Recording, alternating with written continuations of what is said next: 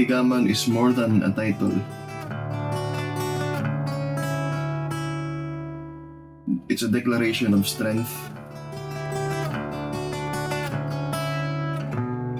and it evokes the image of a lifeline force kung nakakaabat kang bagang nawawala ka na, or when you feel everything is falling apart.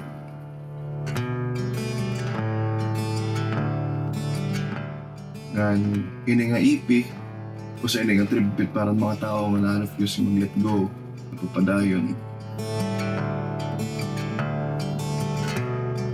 Di rin para yung kalugaringon, kundi para get naka-inspire giya kay mga tao nga may ada pang butik, mga kusog ng sasalun na yan.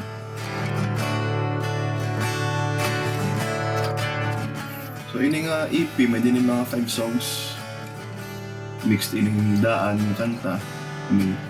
Pinilis ko ng Tigaman, nauna na hiya, sumila pa rin yung 4. Sagulin may bagong kanta nga ng daan. Kaya ako naging usa ko na lahira.